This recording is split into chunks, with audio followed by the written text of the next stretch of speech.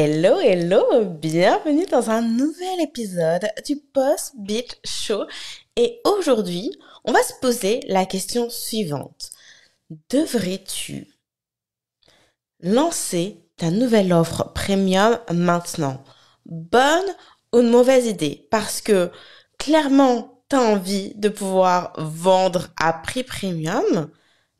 T'as vraiment rien qu'à l'idée d'y penser, tu te dis, mais oui, bien sûr que j'ai envie de lancer d'envie de vendre à prix premium, bien sûr que j'ai envie d'augmenter mes revenus. Si j'étais capable de ça, mais ce serait juste génial. Mais en même temps, il y a plein de doutes et d'hésitations qui viennent se greffer. La première étant, non mais en ce moment, les gens n'achètent plus. Hein, c'est la crise. Et en plus de ça, est-ce que vraiment je suis capable d'y arriver? Je suis pas certaine. C'est ce dont on va parler aujourd'hui parce que aujourd'hui, c'est l'ouverture des candidatures pour le programme des impératrices, le mastermind des impératrices, qui est mon programme où je t'apprends à vendre à 2000 € et plus ta formation en ligne ou ton coaching de groupe ou un mix des deux. Je vais englober tout ça dans le concept de programme, ok? Où je t'apprends à vendre ton programme premium, à faire tes premiers 10K et à répéter le processus jusqu'au 100K. Parce que faire 10K quand on vend à 2000 €, c'est simple. À vrai dire, faire 10K avec une offre à 2000 €, c'est beaucoup plus simple que faire 10K avec une offre à 200. Je pense que les mathématiques, tu vois le jeu, hein. C'est beaucoup plus simple de convaincre 5 personnes que d'en convaincre 50, 500. Je suis pas très bonne en maths. 50. Ok? Donc, on fait la partie la plus difficile qui est de apprendre à réaliser ses premiers 10K avant, après premium. Mais ensuite, on répète le processus et on le répète beaucoup plus vite parce que maintenant, on sait faire. Une fois qu'on sait faire, c'est plus à refaire, hein. Et on répète le processus jusqu'au 100K. Donc, si c'est quelque chose qui t'intéresse, tu peux dès maintenant envoyer ta candidature au Mastermind des impératrices. Rendez-vous sur lesimpératrices.biz. Et à cette occasion, dans 2 semaines exactement, le lundi 27 mars à 15h, heure de Paris, on va avoir un training privé pour toutes les personnes qui sont intéressées à réaliser ça dans leur entreprise, à rejoindre... des heures de Maria Carré, merci. Pour ceux qui me regardent en live, j'ai un petit commentaire qui me dit que je ressemble à Maria. J'adore, merci. Donc, pour tous celles qui sont intéressées à rejoindre le programme des impératrices, à apprendre à vendre après premium, faire leur premier 10K, à répéter ça jusqu'au 100K, eh bien, il va y avoir un training que je vais organiser pour les personnes dont la candidature est retenue. Je vais vous apprendre les 4 éléments incontournables à mettre en place pour vendre une offre à prix premium, pour vendre son programme à prix premium. C'est sur invitation, c'est gratuit. Donc, envoyer ta candidature, ça prend même pas 2 minutes. Il y a que 2 questions, ok? Donc, rendez-vous sur lesimpératrices.biz pour demander ton invitation dès maintenant et comme ça, tu auras toutes les informations pour pouvoir participer à ce training. Et avant de parler de comment vendre ce programme à prix premium, ce qu'on va voir durant le training, du 27, donc demande ton invitation sur lesimpératrices.biz, j'espère que tu l'as bien compris. Avant de parler de vente, on va déjà se poser la question aujourd'hui, est-ce que c'est le moment? Est-ce que c'est le bon moment pour toi, pour ton business, pour ta communauté, de lancer cette offre à prix premium? Ok? Parce que, ouais, t'aimerais bien. Celles qui sont en direct, qu'est-ce que vous pensez à l'idée de vendre à prix premium? On va même faire du coaching en direct pour celles qui sont là, ok? C'est quoi les premières pensées qui vous traversent l'esprit? Est-ce que c'est ce serait trop bien, ouais, mais je sais pas si je vais y arriver, comment je m'y prends, etc. Dites-moi en commentaire, comme ça on va faire quelque chose d'interactif aujourd'hui.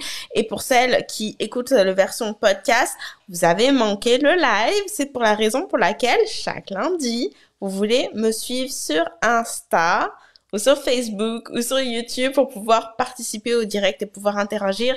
Donc les filles qui sont là, c'est quoi la première chose qui vous passe par la tête quand vous pensez vendre à prix premium, créer une offre à prix premium? Dites-le moi. Bon, le fait est que je vais vous faire une confession.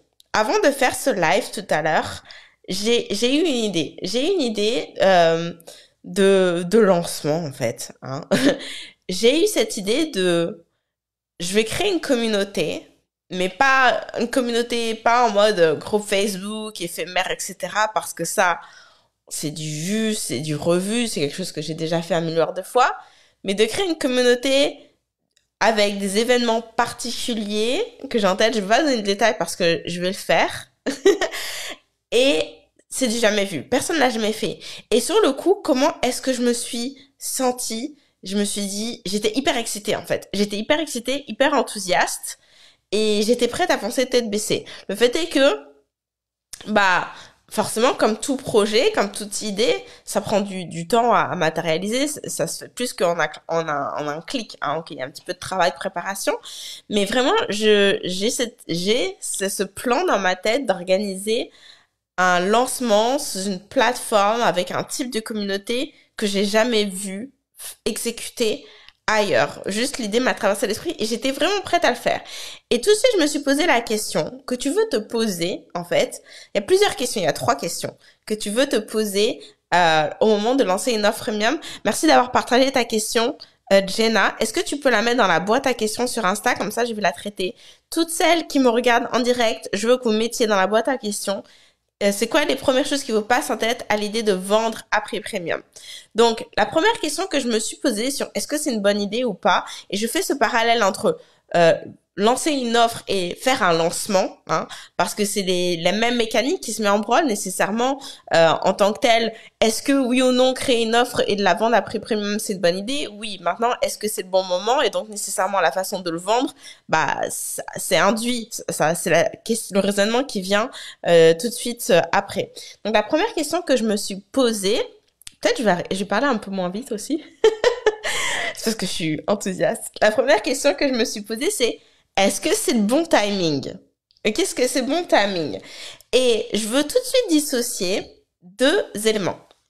Le premier étant timing versus zone de confort. Hein? Parce que la question en tant que telle, est-ce que c'est le bon moment? Est-ce que c'est le bon timing? Il y a différentes façons de l'interpréter. Hein? Et notamment si on prête attention de façon très attentive, hein, je me répète, mais c'est pas grave, c'est un pléonasme, à comment est-ce que je me sens à l'idée de le faire. Ok. Donc, comment est-ce que je me sens à l'idée de le faire? Je l'ai dit tout à l'heure, première émotion, c'est de l'excitation, de l'envie, etc. Et bien évidemment qu'on veut prendre nos décisions de business basées sur notre ressenti. Cela dit, on veut aller plus loin que ça, parce que c'est facile de prendre des décisions sur le coup quand on est dans le high, quand on est dans le top de l'excitation, mais en fait, c'est bien aussi de l'éprouver, c'est-à-dire quand on est dans le low, dans le bas de la vague, dans le creux de la vague, est-ce que c'est toujours une si bonne idée que ça? Et la raison pour laquelle je mets en parallèle le timing et la zone de confort est la suivante. Cette idée de faire ce lancement, comme je l'ai jamais vu fait ailleurs, et d'expérimenter quelque chose, ouais, et de vraiment encore plus assumer cette couronne de reine des challenges, de reine des défis, en fait, bah, c'est super enthousiaste, mais en même temps, comme je l'ai jamais vu faire ailleurs, bah, tout de suite, mon mental, qu'est-ce qui se dit? Mais en fait, est-ce que c'est une bonne idée? C'est-à-dire, est-ce que vraiment ça va marcher? Est-ce que je vais pas me planter? Parce que finalement, j'ai pas de point de référence pour évaluer est-ce que cette stratégie de vente, elle fonctionne ou elle fonctionne pas? Et quand le mental commence à aller là, il y a 2 façons de réagir à ça. Et c'est pour ça que je mentionnais zone de confort. Ça peut être, bah non, je sais pas. J'ai jamais vu personne le faire. C'est pas quelque chose que les gens recommandent. Je sais pas ce que ça va donner, hein, parce qu'il y a il y a une part d'inconnu là-dedans. Je sais pas. Donc, ça fait peur. Je préfère rester dans ma zone de confort et rester avec quelque chose que je maîtrise, avec quelque chose que je connais, dont j'ai l'habitude. Je sais ce qui va se passer, je sais à quoi m'attendre, je connais mes chiffres, etc., etc. Sauf que ça, évidemment, la zone de confort, bah, Ça a ses avantages, bien évidemment, mais en même temps, ça peut être aussi quelque chose qui nous bride. C'est-à-dire que cette idée de lancement que j'ai eue, c'est peut-être justement une belle opportunité de me démarquer et de faire quelque chose qui sortirait de l'ordinaire, que les gens seraient juste « Oh, waouh, c'est fantastique !» Je sais que ça va être le cas, hein, d'ailleurs, soit dit en passant. Et donc, ça va encore créer encore plus d'envie d'acheter, parce que c'est ça, évidemment, l'effet recherché. Bon, c'est le même raisonnement avec ton offre.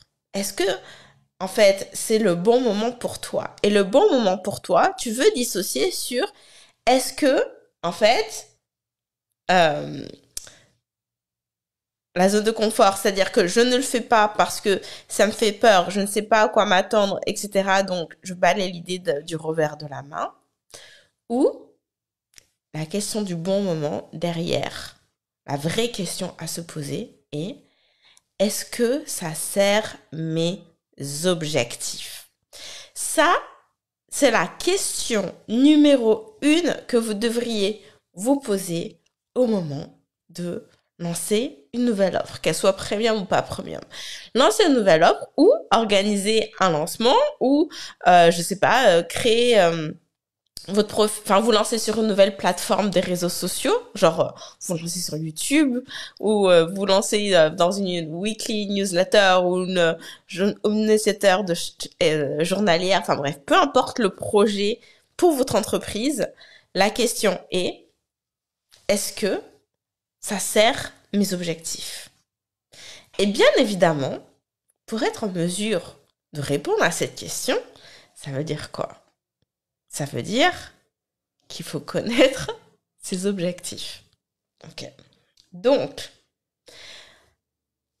je prends le pari, celles qui sont en direct, je veux que vous me disiez dans le chat. N'oubliez pas, pour celles qui sont sur Instagram, de mettre dans la boîte en question quelles sont vos premières pensées à l'idée de lancer une offre premium et je vais prendre le temps de répondre à vos questions. Mais là, maintenant, en commentaire, je veux que vous me disiez si j'ai tort ou pas, mais j'imagine que votre objectif numéro 1 dans votre business, c'est de faire de chiffres. Hein? J'ai envie de dire que c'est la raison même d'exister d'une entreprise, c'est de gagner de l'argent. Et il n'y a aucune honte, ok? On n'est pas là juste pour le plaisir d'être là sur les réseaux. On est là pour vendre. On est là pour avoir des clients, ok? Donc, maintenant, il y a plusieurs façons d'y parvenir d'avoir des clients. Ok? Et j'ai envie de dire qu'il n'y en a pas une qui est meilleure que l'autre de façon de s'y prendre parce que tout fonctionne. Néanmoins, il y a des revers de la médaille dans chacun des façons de procéder. Et je vais vous prendre un exemple très concret pour que ce soit parlant. Généralement, ce qui se passe quand on démarre et que justement on ne vend pas après premium, parce que on se sent pas forcément à l'aise à le faire, on est en train de tester des choses, etc. C'est que notre objectif finalement, c'est oui d'avoir des clients, mais c'est de vendre à low ticket, à vendre à petit prix, hein, d'avoir des offres d'entrée. Des offres d'entrée, pourquoi? Pour bâtir une relation de confiance, bâtir une réputation avec notre clientèle, avec notre communauté, à donner des opportunités en fait de rentrer par une petite porte qui demande pas un engagement financier trop conséquent pour que les gens soient à l'aise d'investir avec nous et puissent se faire une première idée de ce à quoi ça ressemble de travailler avec nous, de rentrer dans notre univers.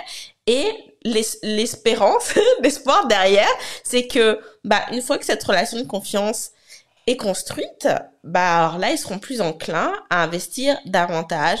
D'ailleurs, j'ai envie de dire que le classique dans le web marketing, c'est que finalement, on va avoir une offre à 97 €, puis une offre à 997, pour enfin avoir une offre à 2000, puis après, genre à 5000 ou plus. Bref, peu importe. Avoir une espèce de pyramide des prix. Ok? Bon. Ok. Ça, c'est une des façons de développer son business. Cela dit, cette façon-là de développer son business, la vérité, c'est que c'est difficile d'y parvenir quand on a une petite communauté. Parce que développer son business de cette façon, hein, de viser sur le petit prix pour ensuite monter dans la pyramide, bah, c'est un modèle qui est viable quand on vise la masse, en fait, quand on a du volume, hein. Parce que finalement, l'idée, c'est que il va y avoir plein de monde en bas et petit à petit, les taux va se resserrer jusqu'au haut de la pyramide avec le prix high ticket. Ok? Sauf que si t'as 800 abonnés, 1000 abonnés, 2000 abonnés, voire même 5000 en fait. J'ai envie de dire que même moi, à mon niveau, j'ai pas une énorme communauté sur les réseaux, on va se le dire. Je dois avoir 6000 abonnés, je crois, à peu près comme ça. C'est pas viable en fait. Il faut vraiment vendre en pagaille pour que ça tienne la route. Ok? Moi, le pari que j'ai pris et que mes clientes prennent et qui fonctionne pour elles pour atteindre leurs objectifs financiers, c'est de retourner cette pyramide, en fait. Et qu'est-ce que ça veut dire retourner la pyramide? C'est-à-dire qu'au lieu de partir du petit prix, on part directement du haut prix. Et puis après, si on veut vendre des offres intermédiaires, voire low ticket, autant te dire que les gens qui ont acheté à prix premium, ils n'ont aucun problème à acheter un truc à low ticket. Du coup, le low ticket, c'est le beurre dans les épinards. Ce qui, en réalité, est déjà le cas quand tu... Malheureusement, je vais vous donner un parallèle, vous allez tout de suite comprendre ce qui est déjà le cas quand on démarre avec le bas de la pyramide. Pourquoi c'est déjà le cas? Je vous donne un exemple. Au début de mon entreprise, je crois que pendant les 3 premières années de mon business, j'avais 2 offres. J'avais une offre à 2000 € et j'avais un membership qui a été entre 30 € et 47 € par mois, ok? Hein, le 30 €, c'était le prix d'introduction, puis après, j'étais passée à 47, ok? Mon membership, franchement, me rapportait des revenus récurrents. J'ai envie de dire que d'ailleurs, c'est la raison généralement pour laquelle on lance un membership, c'est d'avoir des revenus chaque mois. Bon, cela dit, il y a plein de limites à avoir un membership. Je pourrais vous en faire un live dédié à ce sujet. Vous me direz dans les commentaires si ça vous intéresse. Parce que vraiment, c'est pas un modèle économique que je recommande du tout. Et vous allez comprendre tout de suite pourquoi. Et c'est pour ça que je dis que c'est le beurre dans les épinards. C'est que, en fait, à un moment donné, il y a une de mes coachs qui m'a posé cette question et ça m'a fait un déclic et j'ai réalisé que, ouais, en fait, c'était le beurre dans les épinards et que je passais beaucoup trop de temps et d'énergie là-dedans pour rien. C'est-à-dire que mon marché fonctionnait en tant que tel. Je crois que au plus haut, je suis arrivée à 100 membres. Donc, ça a rapporté quelque part comme genre 5000 € par mois. Ou 5000 $, bon bref. Ce qui est bien, on va se le dire. Mais en fait, j'ai mis en balance ce que me rapportait mon offre premium à 2000 € et ce que me rapportait le membership. C'est-à-dire que pour égaler, voire surpasser finalement les revenus générés par mon membership, j'avais besoin que de 3 personnes. 3 personnes qui achetaient mon offre à 2000 €, ça fait 2, 4, 6 000 €. Versus 100 personnes dans le membership. Et quand j'ai mis les choses en balance, je me suis dit, mais en fait, pourquoi je me casse la tête à faire des challenges, à créer un entonnoir, à faire de ventes automatisées, de faire un webinaire, enfin de créer du contenu pour attirer des gens dans mon membership, d'une part. Ensuite, à créer du contenu pour le membership chaque mois, d'autre part. Et enfin, à travailler la rétention des membres dans le membership pour que effectivement les revenus soient réguliers chaque mois. Pourquoi est-ce que je mets toute cette énergie dans le beurre des épinards, dans le membership qui a à tout petit prix, alors que finalement, cet effort, cette force de travail, qui finalement même demande moins de force, pour trouver 3 personnes, je peux la mettre là en fait. Je peux la mettre pour trouver 3 personnes. Et le jour où j'ai réalisé ça, devine quoi? J'ai arrêté le membership. Et pourtant, il y avait des gens dedans. Et je leur ai dit, j'ai annoncé un mois à l'avance, il n'y avait pas de surprise. Désolé, le membership met la clé sur la porte. C'est fini. Ok? Et ça a été triste, hein, ça a été triste, mais c'est la meilleure décision que j'ai prise. Parce que à partir de là, ça m'a donné la disponibilité et l'énergie pour ce qu'on appelle scaler, c'est-à-dire monter en puissance avec mon offre premium. Et de là, autant te dire que arriver à faire 10K à répétition, dépasser les 100K, ça a été facile. Ça a été très facile, enfin c'est ce qui s'est passé d'ailleurs. Ok.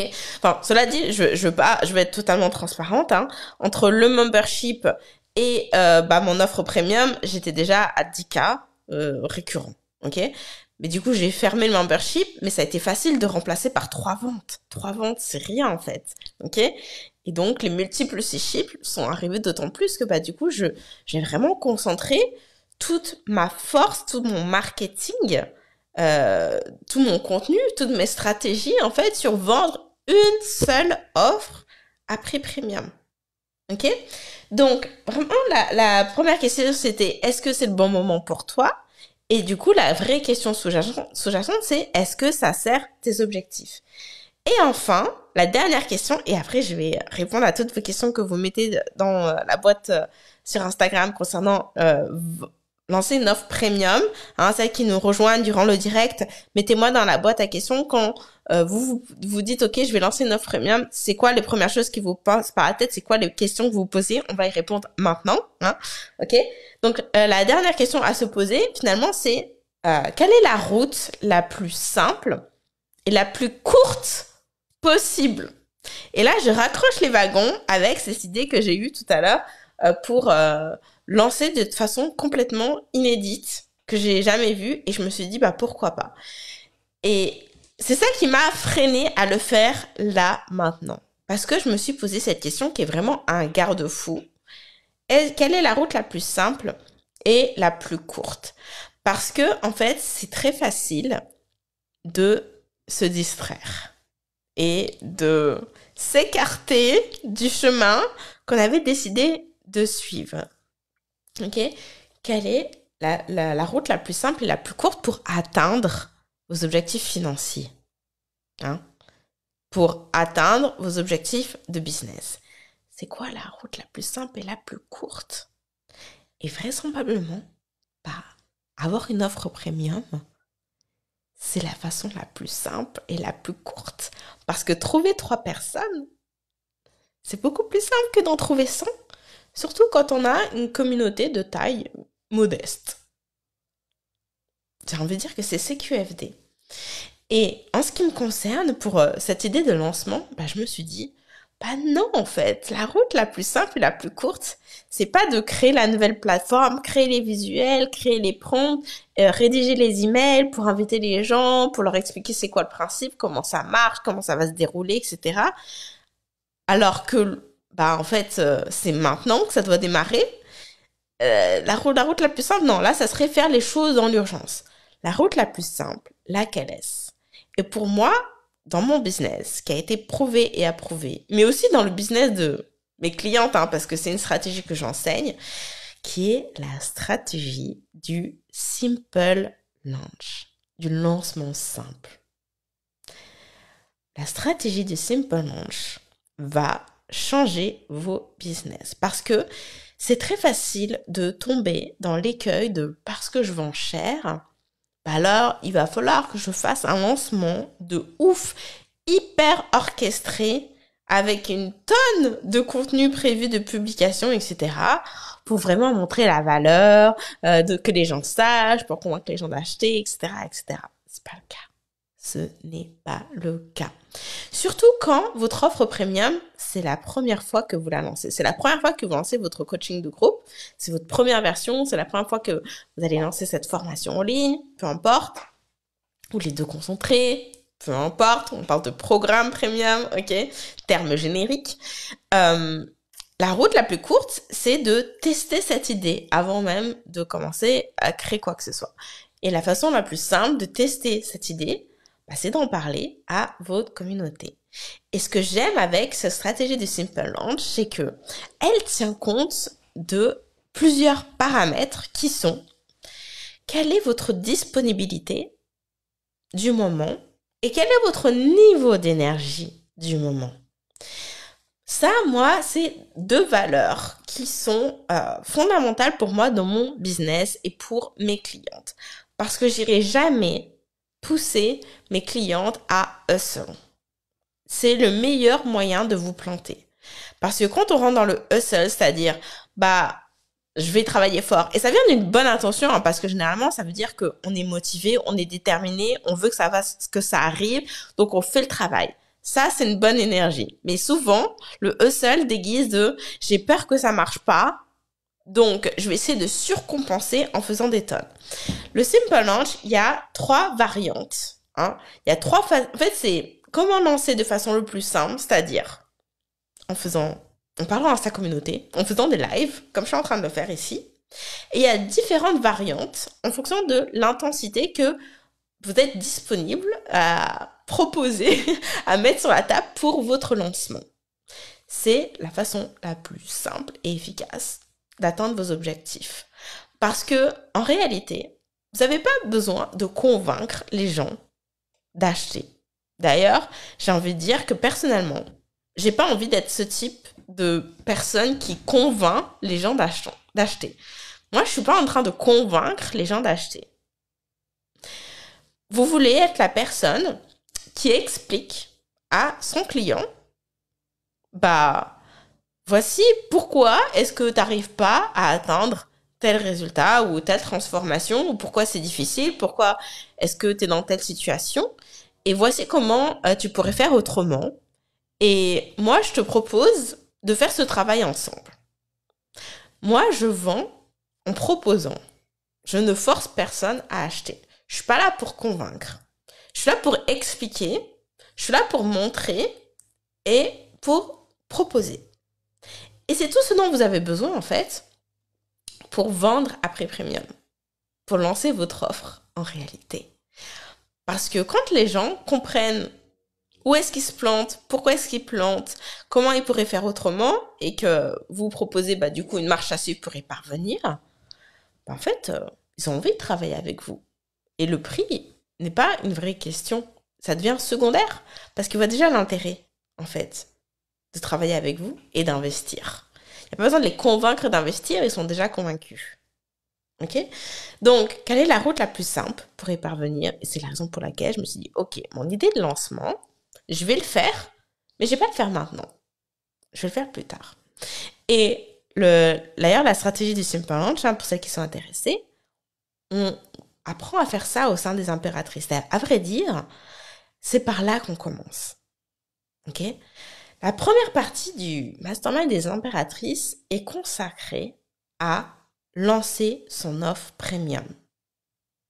Surtout si vous en avez jamais vous en avez jamais eu, que c'est votre premier coaching de groupe ou en fait c'est votre première offre premium dans des conditions différentes du coaching individuel. Voilà, ok. À vrai dire, j'ai envie de vous dire que ça marcherait même si vous voulez lancer un coaching individuel à prix premium, parce que je sais que parmi vous, il y en a qui proposent du coaching individuel à petit prix et non pas à prix premium. Et les stratégies que je vous enseigne vous permettent aussi d'ailleurs de vendre votre one-on-one à prix premium. Ok ? Donc, qu'est-ce qu'on voit d'abord ? On voit... Oups, mince. Ok, l'image était figée sur Instagram, j'ai un peu peur. Donc, on voit d'abord finalement comment est-ce qu'on va communiquer autour de notre offre pour expliquer aux gens ce qu'on fait. Pourquoi ils en ont besoin, comment ça va les aider. C'est ce qu'on appelle le messaging, le positioning, ok, le positionnement de votre offre. Et j'ai toute une méthodologie là-dessus que j'ai appelée la méthode SIC. Hein, je crois que j'en ai déjà parlé plusieurs fois, mais on pourra en reparler plus tard. Et ensuite, on voit, ok, maintenant on va lancer. Quelle est la route la plus simple et la plus courte pour lancer cette offre ? Je vais faire un Simple Launch. À quel point est-ce que je suis disponible et j'ai de l'énergie ? J'adapte en fonction. Je choisis mon calendrier de lancement. Vous avez littéralement un calendrier où je vous dis chaque jour quoi faire et j'y vais. Et en lançant votre offre à 2 000 €, en ayant fait ce travail-là, les 10K, ils sont là. Et c'est la raison pour laquelle, au sein des impératrices, je vous dis, Je vous apprenais à faire vos 10 cas et à répéter le process jusqu'aux 100 cas. OK? Vous voulez envoyer vos candidatures maintenant parce que ça y est, les candidatures sont ouvertes. Dans 2 semaines, je vais avoir un training privé pour les personnes qui veulent en savoir plus sur comment on fait pour vendre un programme après premium, comment est-ce qu'on travaille chez les impératrices. Vous allez avoir cette opportunité-là. On va être en direct le lundi 27 mars. Donc, vous voulez envoyer votre candidature maintenant sur lesimpératrices.biz pour pouvoir recevoir votre invitation à ce training. Et je vais répondre à toutes les belles questions qui viennent d'être envoyées. Alors,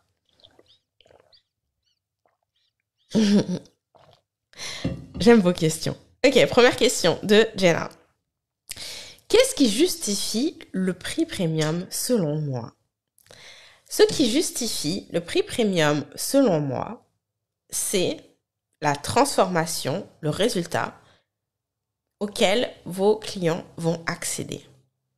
Et je vais expliquer un peu plus ça. C'est-à-dire que très souvent, bon, je sais pas si c'est...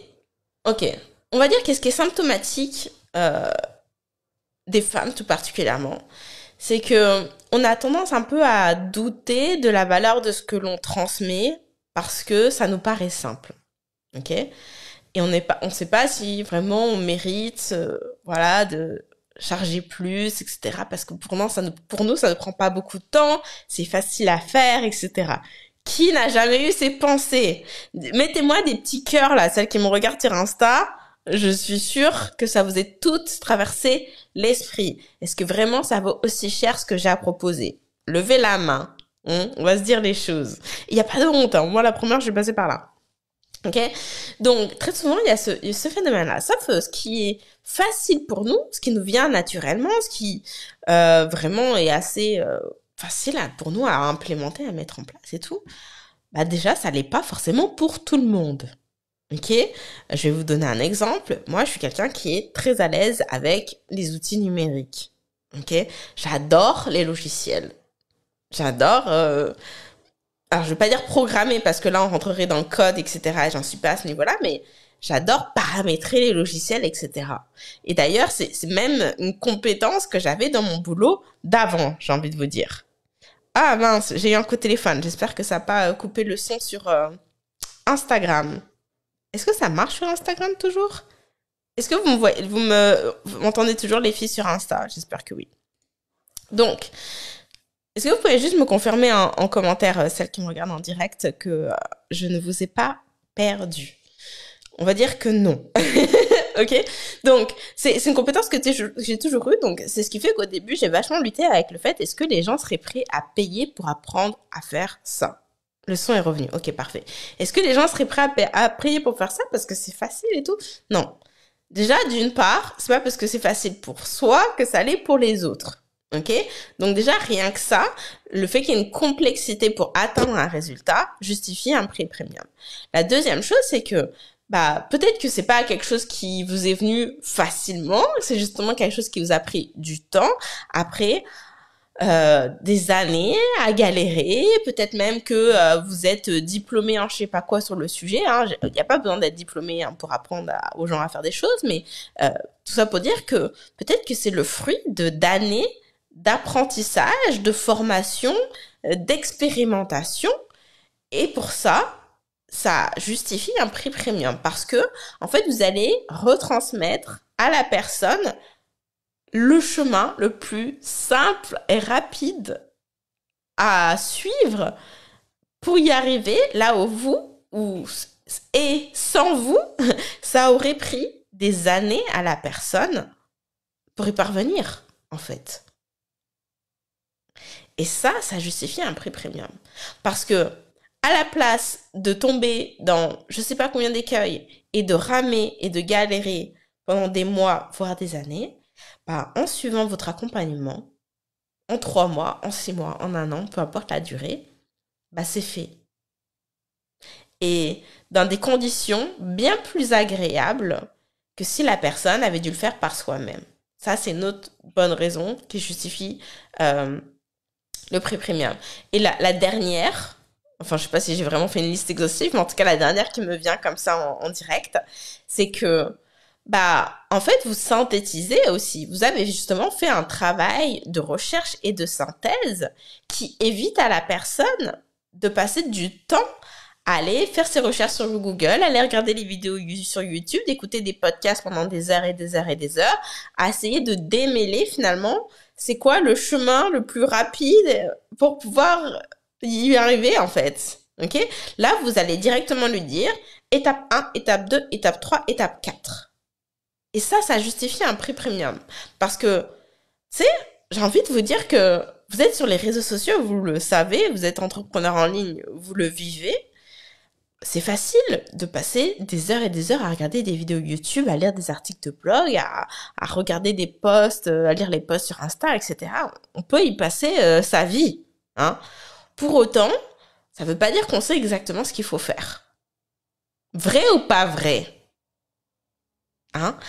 Et l'avantage de proposer une offre d'accompagnement à prix premium, et donc pour la personne d'acheter quelque chose à prix premium, c'est qu'on lui facilite les choses, on lui mâche le travail, on lui dit voici le chemin. Et ça justifie un prix premium. J'espère que j'ai bien répondu à ta question, Jenna. Je pense que oui, j'ai tout donné. Ok. Bonne question de Parently. Comment être sûr que ma cible a les moyens de se payer mon offre premium? J'adore cette question.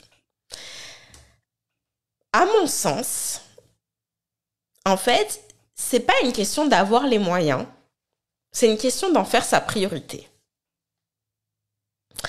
Parce que en tant que tel, je veux dire, avoir un iPhone, ça coûte cher.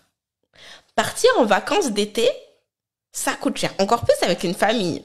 Genre, vas-y, à base de au moins 2000 €, 3000 facile, parce qu'en réalité, après, tu vas au restaurant et machin avec les enfants. Hein? La famille à 4 personnes, les vacances, ça coûte cher. Et pourtant, tu pars que une semaine. Et tu reviens. Qui n'a jamais vécu ça? Genre, ok, pendant une semaine, t'es bien, t'es relax. Et le lundi, tu reprends le boulot. Et c'est comme si tous les effets des vacances, c'était d'il y a 3 mois, quoi. Genre, retour à la case départ. C'est pour ça que c'est une question de priorité. Parce qu'on en fait une priorité de partir en vacances d'été. Parce qu'on a besoin de son break, parce que c'est notre moment, parce qu'on le mérite bien, etc. L'iPhone, c'est pareil. Attends, quand même, c'est l'iPhone. Je vais mettre l'argent sur la table. On en fait une priorité et on trouve les moyens. Quitte à se payer les vacances, on économise pendant 6 mois. Pareil pour l'iPhone. Quitte à revendre son ancien téléphone pour avoir un apport de départ, pour ensuite pouvoir s'acheter avec nos économies, avoir la somme totale le suivant. C'est la même chose pour tes clients Parently. Oh mon Dieu, Parentality. Il faut en fait leur montrer pourquoi c'est une priorité d'investir. Et je vais donner un exemple parce que justement, j'ai coaché une de mes amies là-dessus par rapport à une de ses clientes. Je sais pas du tout si c'est ça ton expertise, mais ça touche un peu à ça. Une de ses clientes propose un accompagnement pour en fait former les parents à apprendre à leurs enfants à dormir, à faire leur nuit, hein, à faire les bambins là, qui dorment la nuit, ok? Et en tant que tel, on pourrait se dire, et en plus là, on parle de, c'est même pas premium, hein, c'est un accompagnement high ticket, genre à 5000, ok? Et en quoi c'est une priorité, en fait? Est-ce que vraiment on va mettre 5000 $ dans comment apprendre à mon enfant à faire ses nuits? Dit comme ça, on pourrait dire, mais en fait, et c'est énorme. Parce que si ton enfant, il dort pas la nuit, ça veut dire que toi, tu dors pas la nuit. Si toi, tu dors pas la nuit, ça veut dire que tu arrives éclaté au boulot. Ça veut dire que t'es pas productif. Ça veut dire que t'es irritable. Ça veut dire que tu vas passer tes nerfs sur tes gamins. Ça veut dire que t'as rien envie de faire. Ça veut dire que, tu sais, ça t'impacte de façon hyper lourde parce que ton gamin, il fait pas sa nuit. Est-ce que les 5000 $, ils valent l'investissement?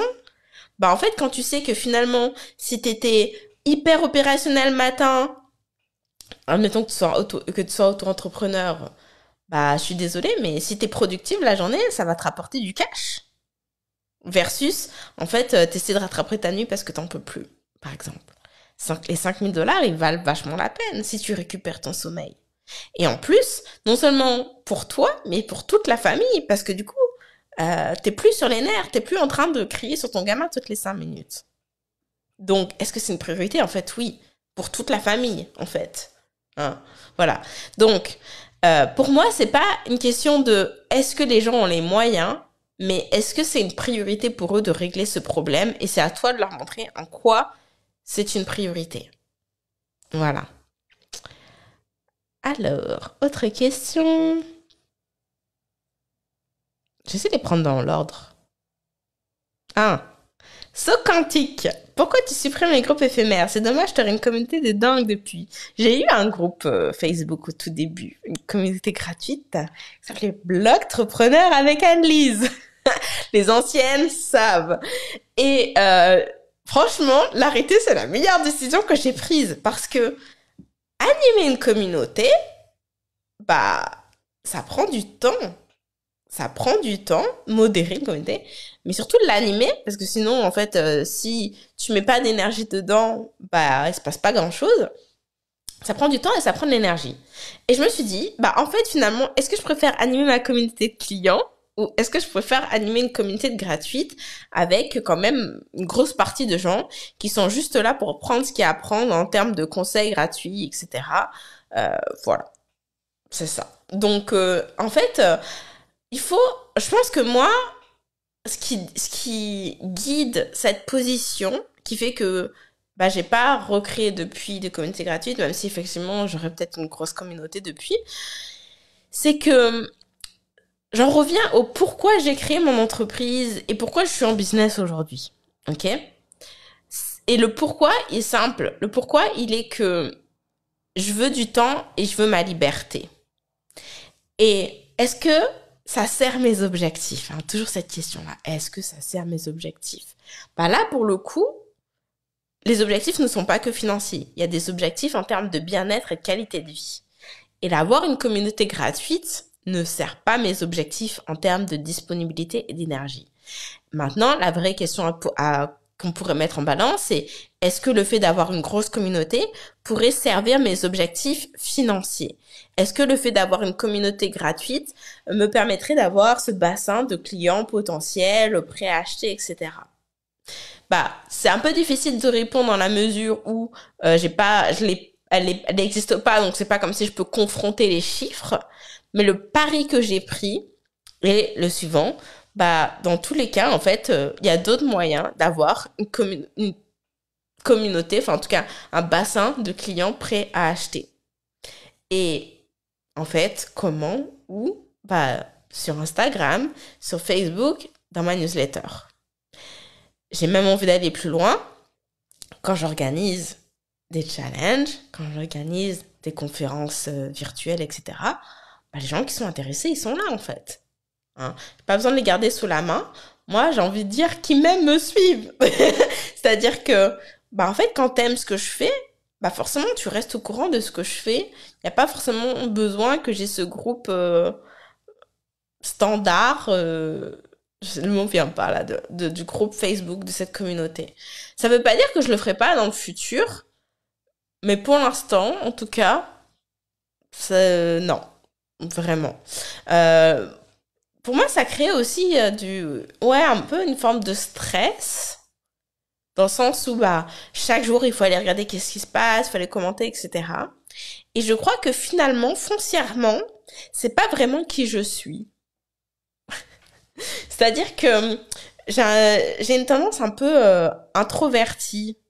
C'est-à-dire que j'adore passer du temps avec mes clientes et parler, connecter avec elles, etc. Mais de là à se parler tous les jours, plusieurs fois dans la journée, non, j'ai besoin de mon espace. Hein. Moi, je suis le type de personne, quand je vais en soirée, je vais être bien pendant, je sais pas, 2-3 heures, mais il y a un moment donné où je vais sentir dans mon énergie que ça y est, ma batterie, elle est vide. genre la musique devient irritable, le fait qu'il y ait un brouhaha autour de moi, qu'il y ait trop d'agitation, etc. Je vais avoir besoin de rentrer chez moi et de me recharger. Voilà. Et bah du coup, c'est la même chose dans mon business. C'est-à-dire que bah quand j'ai rendez-vous avec mes clientes, je vais être là, je vais être à fond, je vais être hyper enthousiaste, on va passer un moment fantastique. Mais quand l'appel il est terminé, je vais me recharger. Je vais avoir besoin de ça. Donc, je crée dans mon business les conditions qui supportent ma personnalité, en fait, qui je suis et comment j'ai envie de vivre et d'expérimenter mon entreprise. Merci pour le compliment de la réponse. Alors, il y avait d'autres questions. Donc, le prix démarre à 2000 euros selon moi. Oui, le prix démarre à 2000 euros selon moi. Et pour celles qui me suivent, vous êtes peut-être un petit peu interloqués, d'ailleurs, parce que pendant très longtemps, ma revendication, c'était on démarre à 1000 euros. Et puis, ces derniers mois, j'ai eu une prise de conscience, en fait. J'ai réalisé que je projetais mes propres pensées limitantes et surtout mes propres peurs sur mes clientes et que c'était pas juste. D'une. Et que, en plus, c'était pas vrai. Voilà, je m'explique. C'est-à-dire que pendant très longtemps, j'étais OK 1000 euros. Et quand j'y pensais limitantes et peur, c'est que j'ai toujours pensé que, en fait, un coaching de groupe, désolée pour le micro, un coaching de groupe, vu que vous allez accompagner les gens pendant plusieurs semaines, voire plusieurs mois, que vous allez délivrer ce qu'on appelle une propriété intellectuelle, votre méthode, vous allez délivrer votre méthode qui est basée sur votre expérience et sur votre expertise, tout ce dont on a parlé précédemment, bah ça vaut quelque chose. Et 2000 euros, ça devrait être le prix de base, ok? Mes pensées me limitantes étant, si je dis à mes clientes, tu démarres par 2000 euros, personne ne voudra jamais acheter de moi parce qu'elles vont avoir trop peur. Ok? Elles vont avoir trop peur. Si je dis 1000 euros, ça va mieux passer. Mais en vrai, pour moi, dans mes standards, 1000 euros, c'est le prix d'une formation enregistrée en ligne. Sans support. Voire sans communauté. Mais 2000 euros pour un coaching de groupe, quand il y a des appels, etc., c'est la base. Ok? Et le fait est que j'ai des clientes au sein des impératrices. Parce qu'on est là pour apprendre à vendre à prix premium. Qui vendent à 3000, à 4000, à 5000 en utilisant les stratégies que je leur enseigne. Que je vous enseigne aussi d'ailleurs si vous envoyez votre candidature. Ok? Donc, en fait, je me suis dit, mais en fait, mes peurs, elles sont infondées. Je suis en train de faire la projection et je suis pas la meilleure coach là maintenant, donc on va corriger ça. Donc, on corrige. 2000 euros, c'est le prix minimum pour un accompagnement de cette qualité. Du moins, de la qualité que je vous enseigne à transmettre au sein des impératrices, parce que on a parlé des lancements simples, on a parlé du positionnement, mais on est aussi là au sein des impés pour vous apprendre à structurer votre programme pour permettre de construire ce chemin le plus court, le plus simple et le plus facile à implémenter pour vos clients. On vous explique comment structurer votre programme. Il faut que j'arrête de toucher ce micro. Ok.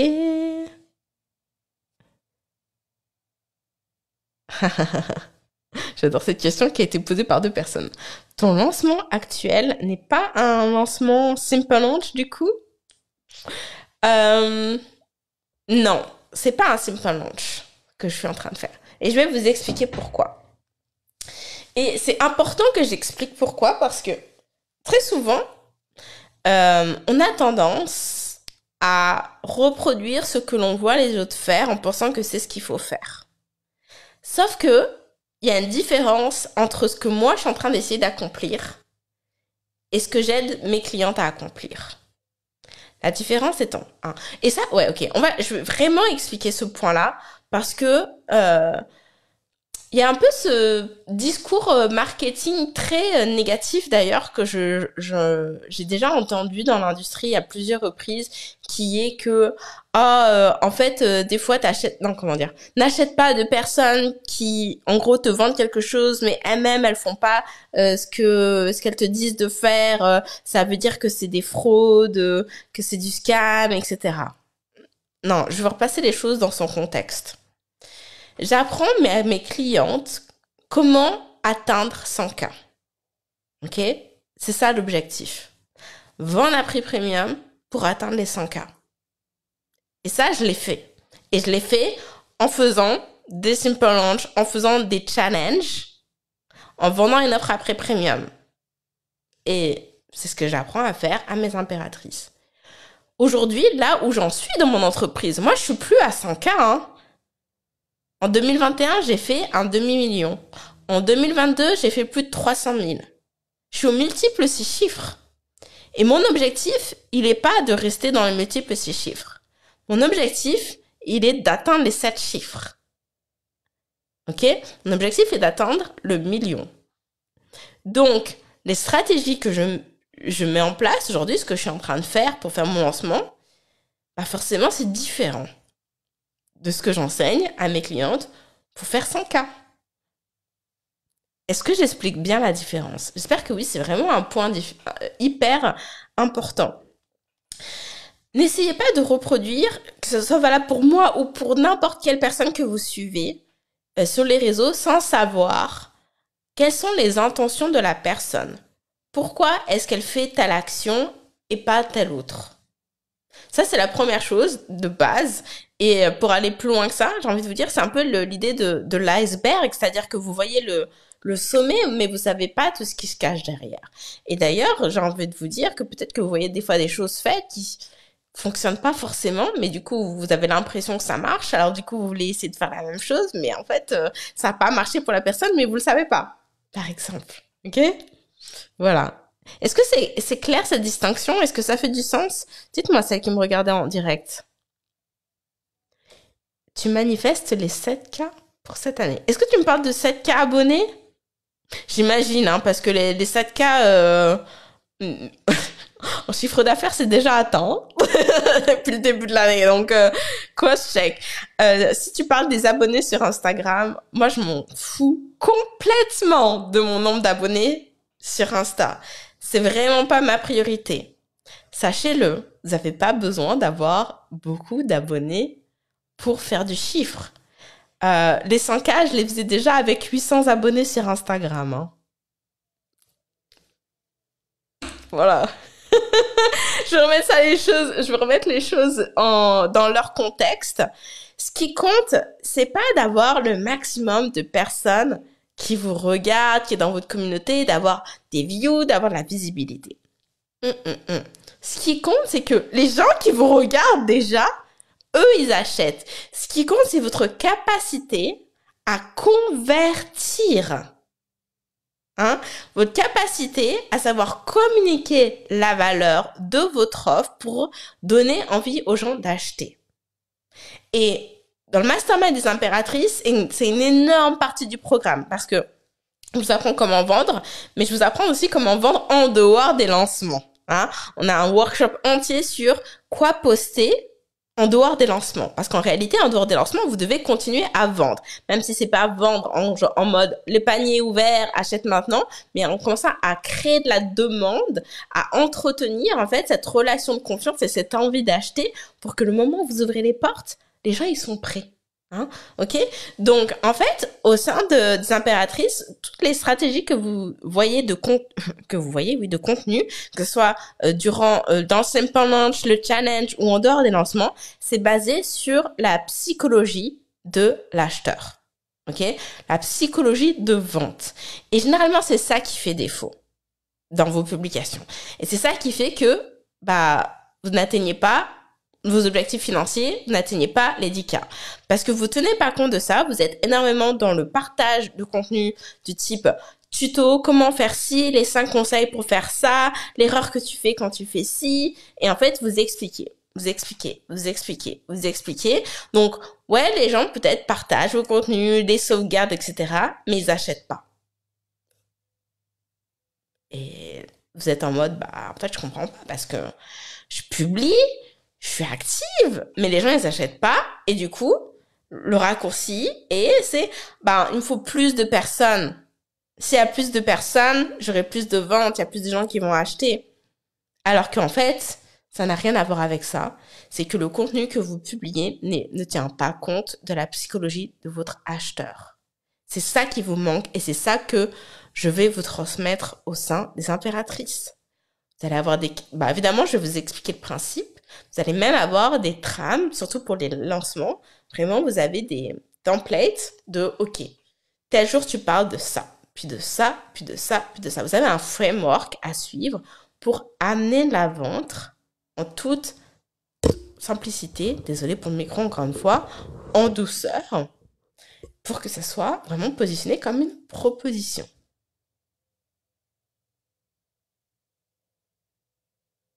Ah, bonne question. Bon, là, on s'écarte un petit peu du sujet, donc ça veut dire qu'il va être temps de terminer ce live. Je vais répondre à cette question. C'est quoi le but derrière mon défi de réel? Alors, mon but derrière, c'est vraiment un défi personnel, en fait. Parce que j'ai presque honte de le dire. Mais bon, celles qui me suivent le savent déjà, hein. Donc, il n'y a pas de grosses révélations. 2022 et même une partie de 2021, parce que fin 2021, j'avais même quitté Instagram pendant un mois. J'ai vraiment été en conflit interne avec Instagram. Instagram n'est pas au courant. Mais ce que je veux dire par là, c'est que j'ai une relation amour-haine avec Insta de ouf, en fait. En fait, il y avait beaucoup de frustration qui s'était construit avec moi, de frustration que finalement, bah, je mets beaucoup d'énergie et d'efforts. Et en fait, genre la portée, elle est rikiki. Et du coup, ça encore, c'est ok, mais ça me décourageait. En fait, cette frustration crée du découragement. Et du coup, j'avais plus de plaisir et plus d'envie du tout d'être là et de poster quoi que ce soit, en fait. C'était vraiment devenu une contrainte. Et la dernière chose que j'ai envie de faire, c'est de faire les choses avec contrainte dans mon business. Et en fait, je fais ce défi de réel comme un pied de nez à cette version de moi pour me réapproprier alors j'allais dire l'outil, mais c'est pas exactement ça, pour me réapproprier mon histoire. En fait, ce que j'ai adoré avec Instagram, au début quand je me suis lancée, enfin pas qu'au début, hein, pendant bah, en fait jusqu'à ce que ça commence à devenir la haine et de la frustration, c'était que Instagram, c'était vraiment cette plateforme où, en fait, je postais une photo, puis j'écrivais un texte, je racontais une histoire. Hein. Vraiment quelque chose qui se passait dans ma vie, une anecdote, et puis je faisais le lien avec le business. C'est ce que j'ai toujours fait et c'est ce que j'enseigne à faire aux impés, mon premier module. Le storytelling a une place importante dans mon entreprise. Hein. Je pense que vous le savez si vous me suivez. Mettez-moi des petits cœurs si vous savez. Raconter mon histoire, c'est quelque chose qui compte. Raconter son histoire, c'est la raison pour laquelle je l'enseigne à mes clientes.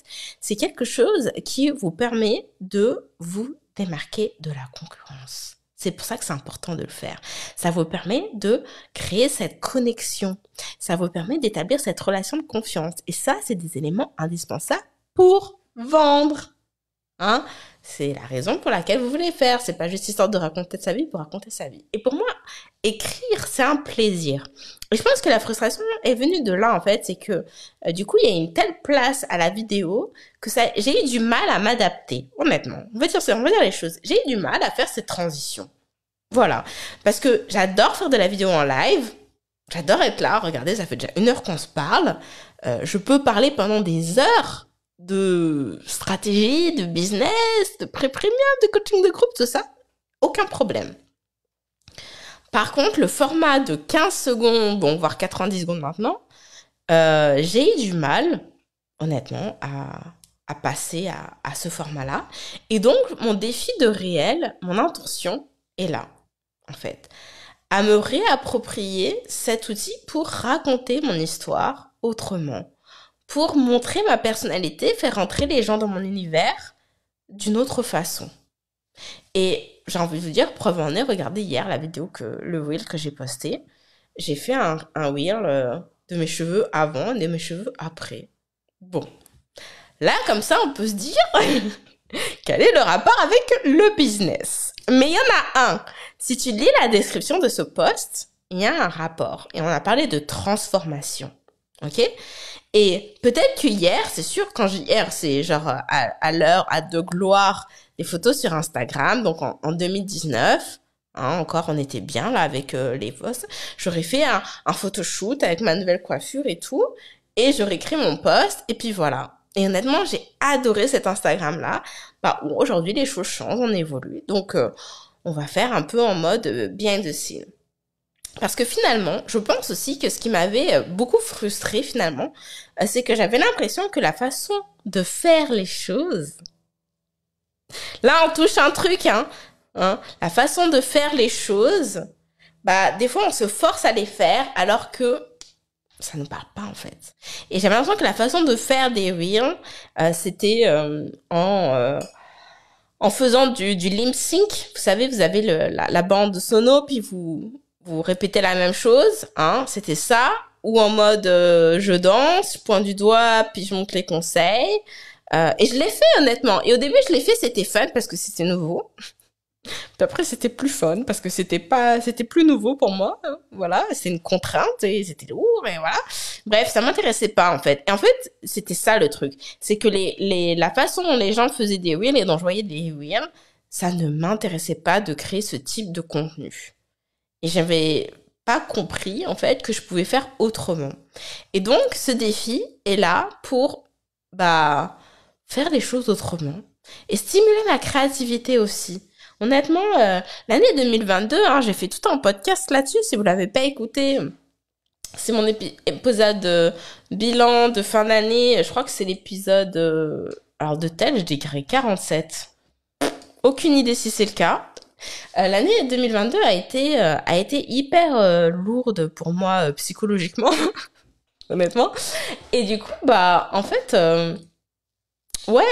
ajouter la contrainte et en tout cas ce sentiment de contrainte et de lourdeur, non. Donc cette année, je me suis dit ok, je vais faire les choses autrement et puis pourquoi pas essayer de faire des choses, même si les gens ils font pas comme ça, moi j'ai envie de le faire comme ça. Et même si ça n'a pas l'air intéressant, je vais le faire comme ça. Comment est-ce que moi j'ai envie de faire des reels? Moi j'ai envie d'emmener les gens dans les coulisses, dans ma vie, les faire entrer dans mon univers, etc., etc. Et donc l'épisode de fin d'année, c'est l'épisode 45. J'étais assez proche, ok? Donc je suis disponible sur Spotify et sur Apple Podcast. Vous pouvez aussi retrouver ça sur YouTube. Donc bref, tout ça pour dire, c'était une longue réponse. Voici le but derrière mon défi de réel. C'est de vraiment me réapproprier l'outil et de prendre plaisir en fait à faire entrer les gens dans mon univers selon mes propres règles. Et puis c'est clair que clairement, honnêtement, les reels aujourd'hui n'ont plus autant de portée qu'avant. J'ai même l'impression, je me demande si finalement, je crois que les photos commencent à revenir. Surtout avant la scène, vous n'êtes pas à l'abri d'un nouveau photoshoot, mais voilà, tout simplement, juste prendre plaisir d'écrire et de raconter ce que j'ai envie de raconter sans pression. Voilà. Ceci conclut notre live sur devrais-tu lancer une nouvelle offre premium? J'espère que je te donne des clés de réflexion. Et si tu en arrives à la conclusion que la réponse est oui, alors tu vas apprendre à la vendre cette offre. Et puisque tu veux apprendre à vendre cette offre, tu veux demander ton invitation au training privé. On va voir les 4 éléments incontournables pour vendre un programme à prix premium. Rendez-vous sur lesimpératrices.biz. Le training, il est gratuit. Il est réservé aux personnes qui se manifestent, qui veulent travailler avec nous au sein des impératrices. Puisque c'est gratuit, que ça prend même pas 2 minutes de demander ton invitation, fais-le, rendez-vous sur lesimpératrices.biz. On se retrouve lundi prochain, à la même heure, globalement. En tout cas, le lundi. Hein. Et je te dis à très bientôt. Merci d'avoir été là.